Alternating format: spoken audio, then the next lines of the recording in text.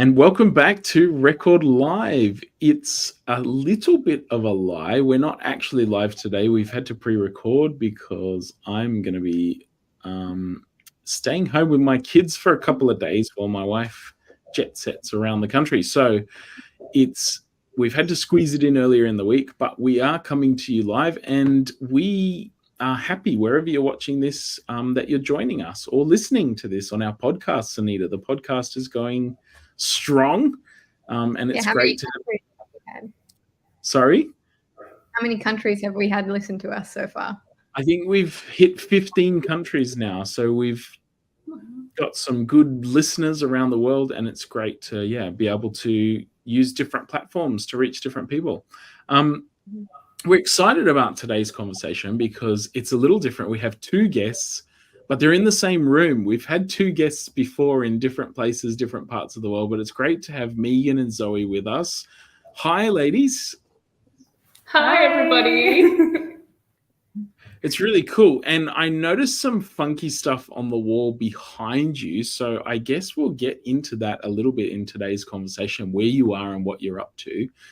But just for our audience, we are talking today a little bit about history and Adventist heritage. And it's a topic that often, I don't know about you guys, but I sort of first encountered some of it when I was a Pathfinder. There were a couple of sort of lessons that we did. There was some things at church or at Avondale. There's a course first semester, I think, that introduces us to some Adventist history. So there's bits and pieces throughout my life that have sort of been there, but there's been a bit of a resurgence in interest in Adventist history. There's a number of Adventist history podcasts and things around now. And Adventist Heritage Month is becoming a thing in the SPD this year.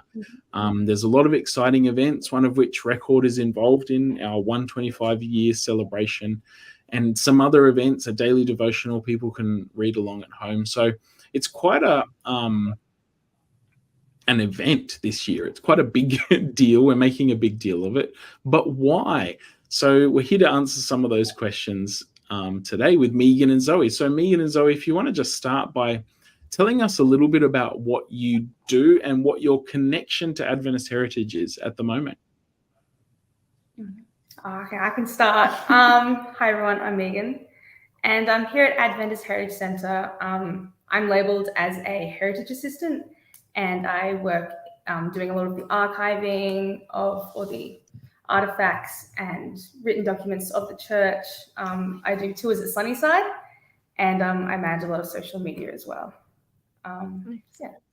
Awesome. Hi, I'm Zoe. Nice to meet you all.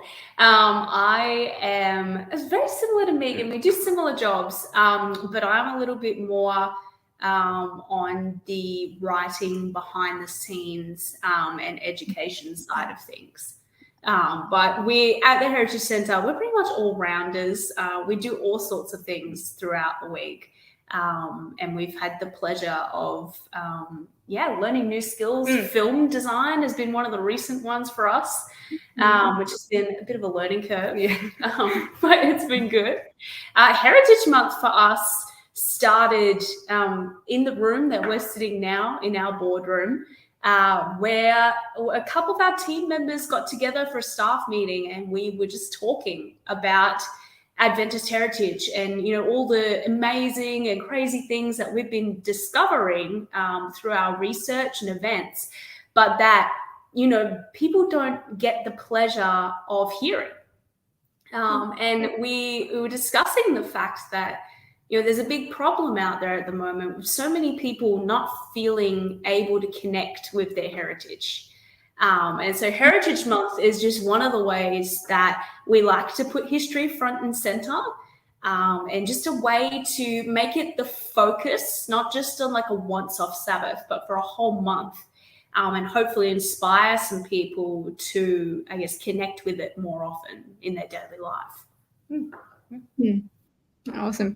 Heritage Assistance is a very cool job title. It's not one that you hear every day. It's also not often that you find individuals that are passionate about Adventist history, let alone two young women. And so I guess I'm curious, what was it that sparked this interest for you guys? Like, what was one of the first things that you learned about Adventist history that you were like, wow, this is pretty cool? Ooh. Well, I've grown up as an Adventist my whole life, and I didn't know much about the history. I didn't really know much about Ellen White or anything, and somehow I got this job, and I learned so much, and I found out about our history, how complex it is, how complex Ellen White is, and how she was actually a pretty cool lady, and I became pretty passionate about that. So I've liked that. Yeah, I'm a bit of a history buff. I'm studying to be a history teacher, ironically, and so this is kind of right up my alley. And that, even though I was kind of always interested in history, Adventist history wasn't one of those kind of areas that caught my interest. But one of my first days on the job, we walked into an area of our office that we have termed the vault. And inside is just compactuses and shelves full of South Pacific artifacts.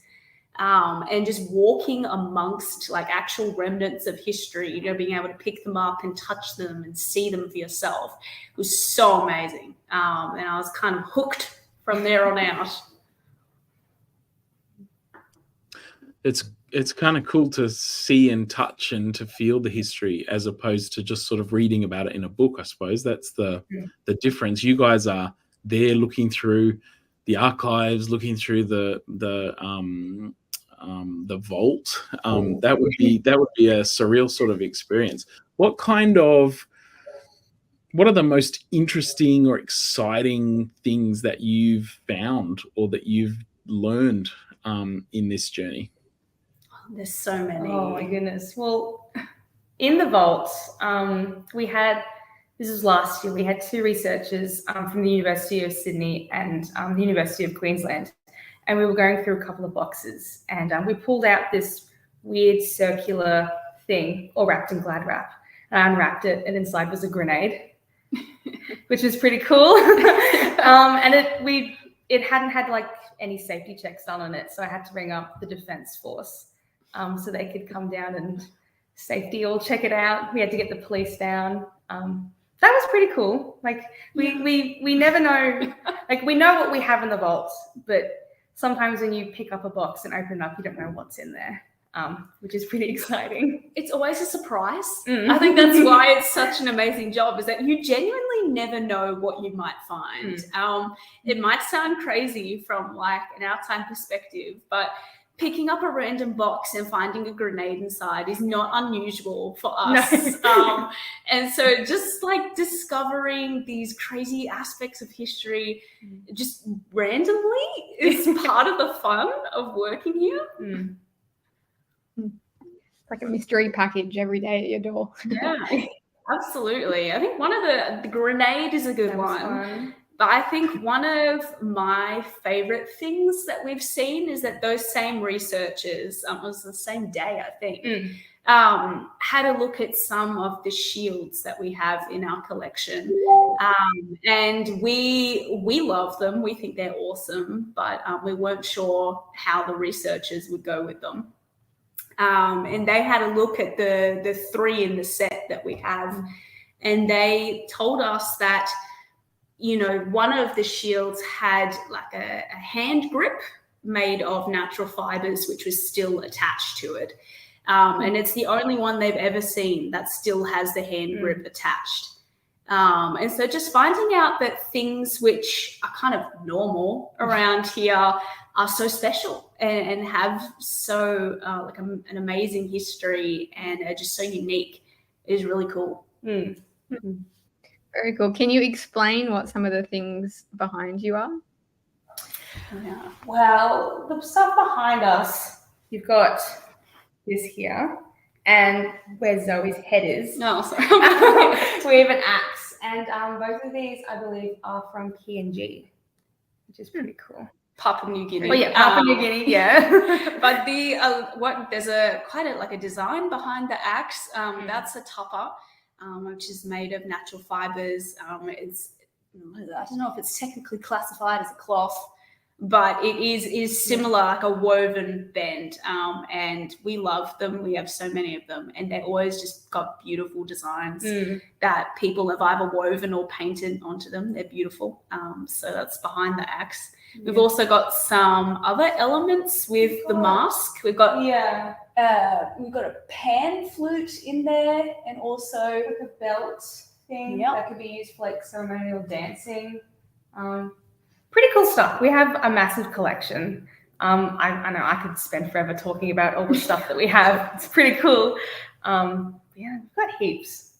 We have a lot of stuff from Papua New Guinea. We have artifacts from all across the South Pacific. So Australia, New Zealand, Papua New Guinea, Solomon Islands, Tonga, Samoa, Fiji, New Zealand, some of the other areas. It's pretty cool. So in working in this space, what has changed for you in terms of your perception for Adventist history? Because imagine both of you going in. Zoe, you said you were passionate about history, but not necessarily Adventist history. And yet I can tell in your voices and the way you're excited about Adventist history. Why? What's changed? I think for me, I didn't find Adventist history interesting because my association with the Adventist church was my local church and not much wider. I didn't have, I know that the Adventist church is like worldwide, but you don't get to see other churches worldwide. And so it tends to be a very localized thing. But once I stepped into this job and we're doing research about the history of all sorts of other countries that I hadn't even dreamed of ever visiting and knew next to nothing about, Adventist history becomes so much broader and deeper concept, especially when you look into the history of countries that have a much longer history than my family's been in this country and things like that. It becomes so much more epic and I guess more universal for me. Yeah, no, I've really loved learning about Adventist history, but I always thought Adventist history was kind of boring, and I always thought everyone involved in like the early stages of Adventism were old. So I was like, oh, they're just old people. I can't see myself like that. But no, they were pretty young. They were young like Zoe and I, and you can just kind of imagine yourselves in their shoes setting up this Adventist, movement. From nothing. Yeah, from nothing. Setting up a movement from literally nothing, and all the traditions and the amazing customs and things that we have today as a church. It's hard to fathom them never existing, and young people like us having to define what an Adventist is and to come up with the 28 fundamentals that we all ascribe to today. It's just incredible. I guess on that, are there things that you now appreciate much more because of what you've learned that you didn't before? Like, I don't know if it's specifically any of the fundamentals or specific beliefs that we kind of subscribe to or believe in. Are there any that have especially been strengthened in you understanding history? Don't know. For me, I feel like I kind of came back to the church a bit by learning a bit more of the history. I've grown up Adventist. I've lived in Cooranbong my whole life. And I thought of Ellen White as pretty boring. And then I started to learn more about her and I thought she was pretty cool.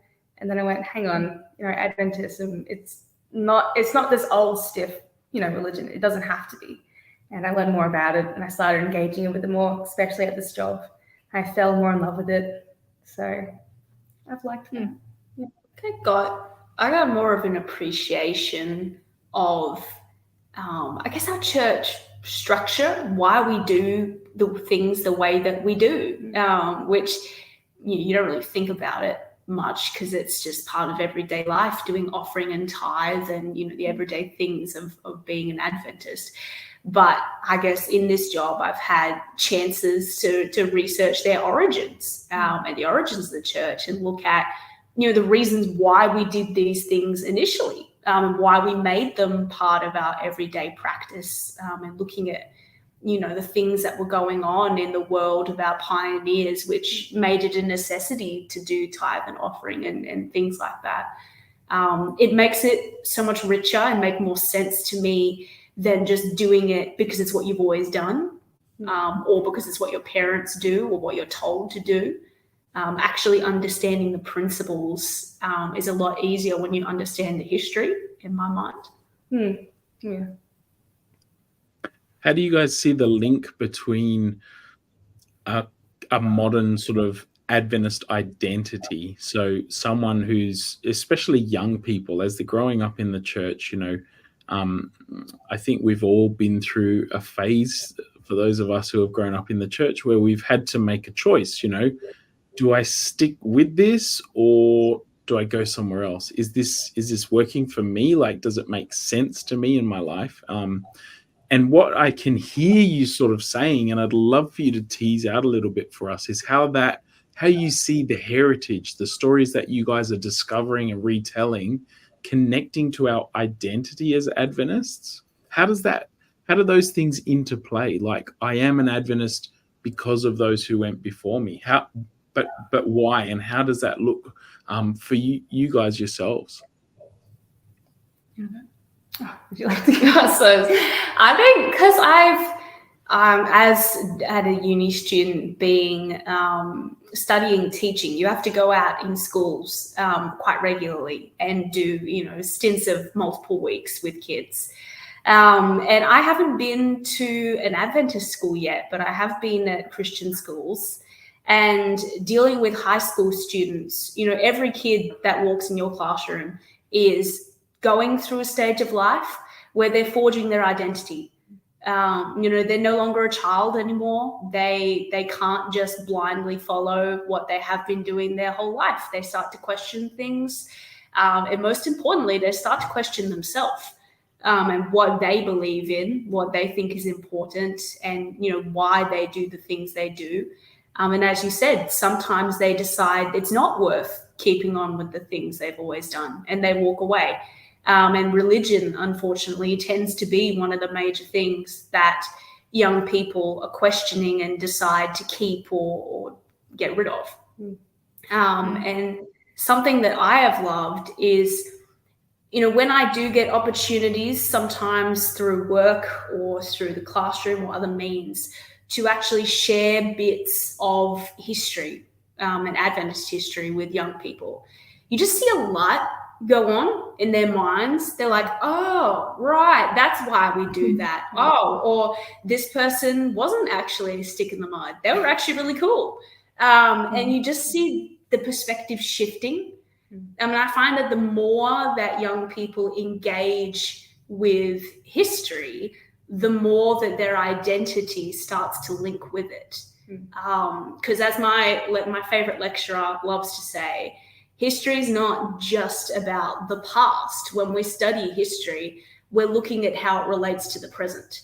And we're looking at how it affects us and what we believe today. And I think that, with history being so closely linked to identity, heritage is more important now than it ever has been, at least in my perspective. Sums it up so well, Zoe. Yeah, I know when I went from an Adventist school to a Christian school, which had a lot of different denominations floating around in it. And I became quite confused about Adventism because it seemed quite complex to me. It seems like we have a lot of peculiar kind of beliefs that other denominations don't have. And so I guess in learning about Adventist history, can you just shed some light on what are some of the major differences with Adventism that other Christian denominations don't have that you guys have kind of learned about, or that sets us aside? Ooh. I think clothing's one of them. A lot of people growing up, especially since we're girls, and clothing seems to be something that we focus on more or get questioned about more. One of the things I always heard growing up was, you need to be modest and you need to dress a certain way because Ellen White said you have to. And that's just what they say. They never explain why. It was just, you have to do it because she said so. But think it was recently, it was only a couple months ago, I had to do some research on what Ellen White said about clothing. And as I did the research, I found out that it's not just because she wants you to look unfashionable that she made, statements about wearing modest clothing and longer skirts. It was because at the time, the fashion was like ridiculously tight corsets and skirts so long that you were tripping over them all the time. And it was actually really badly affecting people's health. Like women fainted all the time because their corsets were so tight they couldn't breathe. And Ellen saw that happening in society and she said, that's ridiculous. Like, why are we doing this? And so she made some very strong statements about clothing, just telling people like, hey, don't worry about that fashion. Just wear stuff that's modest but works for you. Because it just makes more sense from a practical standpoint. But that was written in the 1800s, and we're still saying it today, but it still applies, I guess. Like, she wasn't so much trying to restrict people as she was trying to free people from the societal constructions which were proving dangerous, actually, at the time. I know it's a very isolated example, but it's just one. No, that's good. Oh, I don't know so much. I'm now thinking about Ellen White, what she wore. Ellen White also wore pants sometimes. But the people got a bit too concerned of her wearing pants, and that's all that they focused on instead of her message. And so she went back to wearing dresses, which it's such a little tidbit. I like it because it shows her as this, this activist, this revolutionary woman. She was also conscious, She's like, I don't want anything to come before the message that I'm sharing. So I'm just going to go back to wearing skirts because I want to put God first. And I think that's really awesome. It says a lot about her. In a way, I feel sorry for Ellen White because she's put up on a pedestal so often. There's she's almost weaponized, mythologized by different factors, different parties. Some people want to deride her for this and that. Some people want to lift her up and make her an authority on everything. Tell me a little bit about the humanization of Ellen White for you guys, working in the archives, reading maybe some things that she hand wrote. How has that helped you to see her more as a human? And perhaps you can read her writings or hear people quoting from her in a context that you've actually got skin on the bones. She's not just a myth, she's an actual real person. And what has that done for your understanding of Ellen White? It's done so much for me. I've seen her as an actual person now, not just this foreign idea, but as this, this woman who lived a hard life and did so much and who cared so much about, her family, her friends, her God. Me and Zoe do a lot of tours at Sunnyside. And so even just being in her house shows that she was alive. Hearing stories about her, about what she did for the community, of how she was just genuinely a loving person, has really just made me realize that she was just, at the end of the day, a really good person who just showed Christ-like qualities. And I wish I had the exact quote for you. I can't remember it. But Ellen White, she wrote that she didn't like the way that people were taking her messages out of context. And she didn't like that. And she wasn't she was just a vessel, really, for God to give this message. Yeah. It's hard to put someone on a pedestal when you spend hours in their house a week, amongst the things that they actually interacted with every day. Seeing, the fire where she would have spent time just squatting over a fire, cooking, things like that, just the everyday things makes her so much of a person rather than like a mythological figure almost that, you say Ellen White and everyone goes, whoa, Ellen White said this, but I'm like, she was just a regular person like us, going about life, doing the best she could to represent Jesus and to be his vessel, but still, living life and being part of the community, just like each of us. And I think when when you see the human side of her and you hear some of the older people in our community telling about how their grandparents or relatives, knew her and worked with her and things, she becomes a person, not just like a portrait on the wall. Yeah, I always laugh when people point out things like, did you know Ellen ate butter? Or pants? It's kind of missing the point.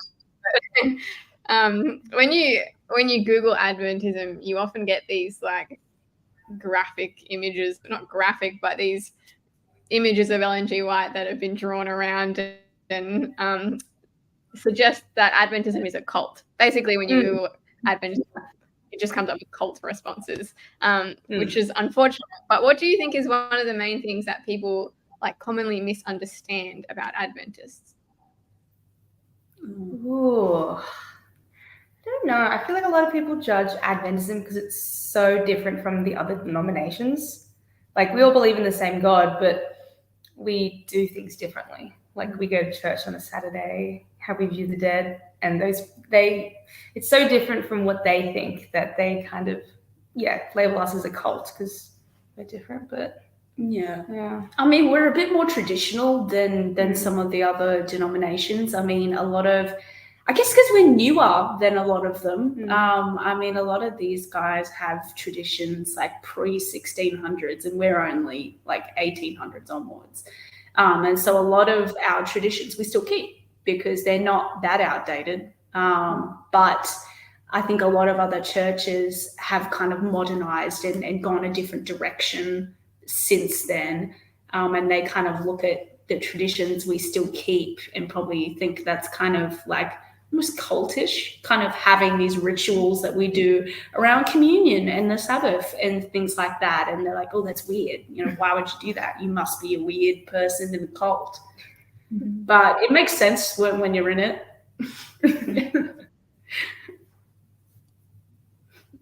We like to get practical here on Record Live. So as we start to wrap up this conversation, what's one thing that you think that you have learned from the pioneers that you think we need more of today? What's one thing you could, like a message you could get to our listeners, our viewers, that you think this was the DNA, this was how they worked? We really need to maybe not get back to that. Maybe we're doing it in some format, but maybe there's a practical thing that we should all be thinking about, even this week as we go about our lives. What's something we can learn from the pioneers that you guys have learned from them that you can share with us? I think they really just fully relied on God. They stepped out in blind faith and they just did whatever was asked of them without, like thinking of the consequences of how others might judge them. They just purely went out and did what they needed to do. So they were very courageous and very brave, and which is cool. Yeah, I think because they had to rely on God so much, they were like very uncompromising. Like if something happened which they didn't agree with, they just didn't agree with it. Like they didn't try and compromise with people. I mean, Ellen had to go and tell people off all the time. And she didn't necessarily like doing it, but she still did it because it was necessary. And she wanted everyone to be like on one track. Then that, and I think there's a lot of pressure to compromise on faith and to conform to the world and to all this stuff around us constantly in the media and things. But I think we can learn to just like persevere with what we know to be right and just keep with it, even if it's not popular. I think it's a good lesson from that. Good takeaway. Solid. Adventist Heritage Brunch, can you tell us a little bit more about that? Is that something that people can attend virtually, or is it just an in-person thing? Like, how can people get involved and join the journey? There is so much you can do for Adventist Heritage Month. October is very busy, but it's very fun. So for every day in October, these daily devotionals will be sent out. A lot of people in the church have written about some of their journey of their heritage, and you can get those on our social media or go to our website to sign up. We have a picnic on the 7th of October at Sunnyside. So bring your own food and come, stand on the grounds of Ellen White and journey through her house. Tours and balloons for the kids and some other like fun games that the kids can get involved in. It'll be awesome. We've got your own 125th anniversary on the next Sabbath, the 14th of October, which is really exciting. So check out the Records Facebook page to find out what they're doing there. And then we have that program will be live streamed, we're hoping, so everyone can watch wherever they are. They'll be able to watch along. There's a morning church service and an afternoon sort of history / where's the record going now program. So that should be fun. Awesome. Nice. And then on, I think the 21st of October, we have our the Great Appointment program, which will be live streamed, and it's got like dramas, cahoots, a Pathfinder honor in it, talking about Adventism in the South Pacific, really. What time does it start? I think it starts at 2 p.m. our time, New South Wales time. So just jump on the live stream and you'll be able to follow along with everybody. And the Kahoot and the Pathfinder Honor are things that you can do from your own home or from your own club meeting. So it's easy for you to like actively get involved with the program. It's not just sitting and watching, which is great. And the 29th of October, that's a Sunday for us, but it's a Saturday back in the States. There is an Ellen White symposium where some academics are tackling topics about Ellen White. In particular, they're focusing on Ellen White in the modern era and how we relate to her 200 odd years from when she was around. And as part of that, our office worked to put together 2 videos. They're about 8-ish minutes long each, and they are they have some retellings in them with acting of Ellen White's time in Australia, and also just some applications for us today. But if you don't manage to catch the program, those 2 videos will be available on our website and our social media, along with the 4 we did last year. So if you want some time just chilling, you can watch the 6 together. It's a pretty good watch. Yeah. And that's Adventist Heritage Month. Yeah.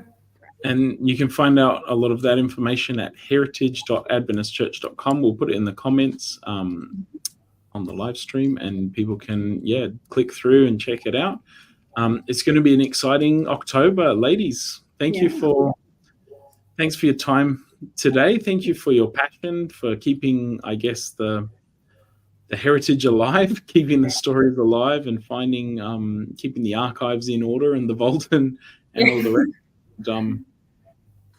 I think it's a good reminder that our early pioneers were on mission. They were on point, and we can also be too, because Jesus is still not here, and we've still got people to share the hope and the love of Jesus with. So thanks for watching, everyone.